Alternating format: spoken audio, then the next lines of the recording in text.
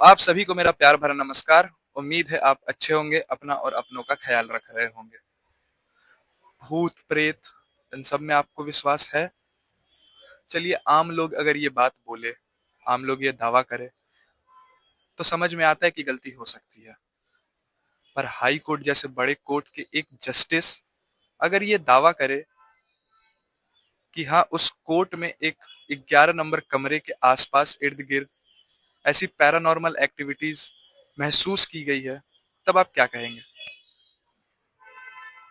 26 जून 1862, 26 जून 1862 में इस देश में तीन सबसे प्राचीन बड़े हाई कोर्ट बने। उसमें कोलकाता हाई कोर्ट का भी नाम शामिल था। जैसा कि आप जानते हैं, ईस्ट इंडिया कंपनी की हुकूमत थी उस वक्त। ईस्ट इंडिया कंपनी कोलकाता से ही होते हुए पूरे भारत में एंटर की थी। बात तब की नहीं है, बात है नवंबर 2022 की। नवंबर 2022 में एक पैरानॉर्मल एक्टिविटी के कुछ एक्सपर्ट्स ने कोलकाता हाई कोर्ट में ये अपील डाली थी कि हमें इजाजत दी जाए कि कोलकाता हाई कोर्ट में रात 8 बजे से लेकर पूरी रात हमें कमरा नंबर 11 में रहने की अनुमति दी जाए। सब चौंक गए कि पैरानॉर्मल एक्टिविटी वाले लोग कहीं और जांच करने के लिए कहते तो समझ में आता, पर कोलकाता हाई कोर्ट में ही, जहां से कानून की शुरुआत होती है, कानून में भूत प्रेत, बुरी आत्माएं, ये सब का कोई जगह नहीं है। आप सभी को पता है कि कानून इन सबको नहीं मानता है। फिर भी पैरानॉर्मल के एक्सपर्ट्स ने ऐसी अर्जी क्यों डाली हाई कोर्ट में? खैर, आज तक उसमें अभी तक कोई सुनवाई नहीं हुआ है, ना ही उनको ये इजाजत मिला। पर ऐसा कहा जाता है कि कुछ साल पहले टीईटी, जो कि है टीचर्स एलिजिबिलिटी टेस्ट, इसमें 269 कैंडिडेट्स ने एग्जाम क्वालिफाई करके जॉब उन्हें नहीं मिली थी। तो उन्होंने हाई कोर्ट में केस कर दिया था कि हमने तो एग्जाम क्वालिफाई कर लिया, तो हमें जॉब क्यों नहीं मिली? तो इसी केस की सुनवाई कर रहे थे जस्टिस अभिजीत गंगोपाध्याय जी। न्यायमूर्ति अभिजीत गंगोपाध्याय जब इस केस की सुनवाई कर रही थे, उस वक्त करीबन दोपहर के 3 या 4 बज रहे होंगे। न्यायमूर्ति गंगोपाध्याय जी ने कहा कि अभी 1 घंटे का ब्रेक लिया जाए, 5 बजे से 7 बजे तक फिर से ये कार्यवाही शुरू की जाएगी। जब जस्टिस गंगोपाध्याय के मुंह से ये बात निकली, वहां बैठे सभी वकील, सभी स्टाफ अचंभित हो गए, चौंक गए कि जस्टिस आप ये क्या कह रहे हैं? जस्टिस अभिजीत गंगोपाध्याय ने पूछा, क्यों, क्या हुआ? तो बहुत सारे वकील और स्टाफ ने कहा कि आप तो जानते ही है इस हाई कोर्ट में कितनी कहानियां हैं कि कोई यहाँ 5 बजे के बाद नहीं रुकता। तो अभिजीत गंगोपाध्याय कहते, ओ अच्छा, मुझे याद आया। तो ठीक है, मैं भी मानता हूं कि हाई कोर्ट में कुछ ऐसी भूत प्रेत पायल की आवाज सुनाई देती है, भूत प्रेत महसूस होते हैं। तो ये बात पूरी तरह से झूठ नहीं है। जब खुद एक जस्टिस ने ये बात कही, ये बात सुर्खियां बन गई, खबर में आ गई ये सारे बात कि कानून का रखवाला जो जस्टिस साहब थे, उन्होंने ऐसी बात क्यों कही। तो ये बात फिर आई गई हो गई, रफा दफा हो गया ये बात। पर इस हाई कोर्ट की 3 कहानियां बहुत फेमस है। उन 3 कहानियों में से एक कहानी ऐसी है कि एक जज शाम 5 बजे के बाद अपने कैबिन में बैठ के काम कर रहे थे। तो जैसा कि आप सभी जानते हैं कि जज की सिक्योरिटी के लिए भी कुछ पुलिस वाले वहां तैनात रहते हैं।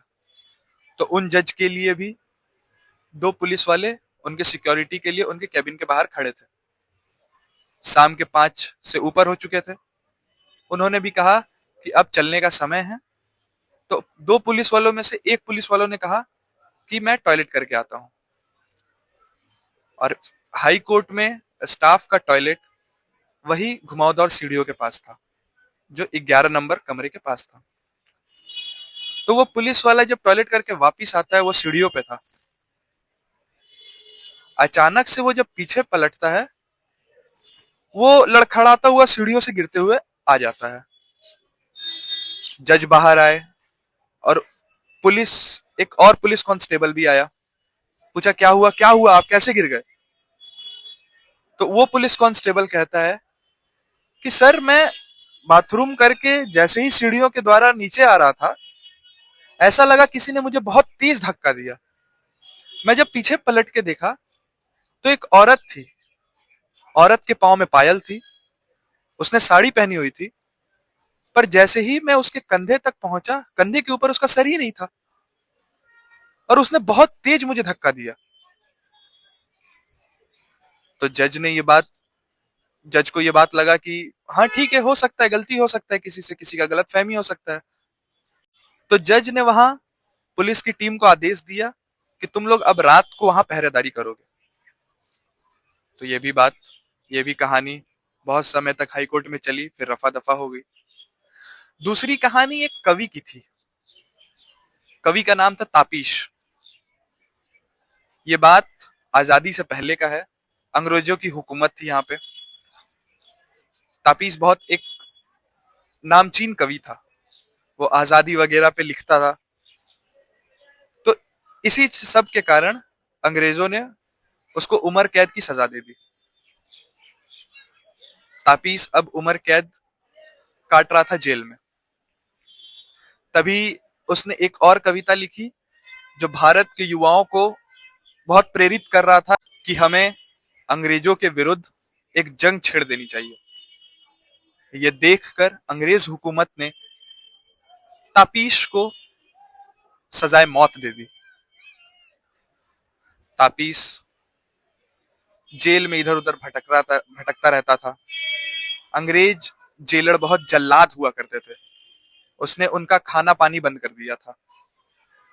जैसे मानो तापीश डिहाइड्रेशन का शिकार हो गया था।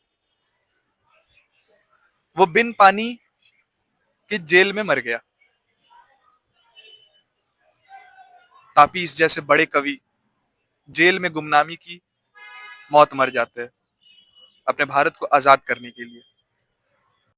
कहा जाता है कि तापीश की जब सुनवाई इस हाईकोर्ट में चल रही थी, तो उसने जीवन भर इस हाईकोर्ट में अपनी सुनवाई सुनी है।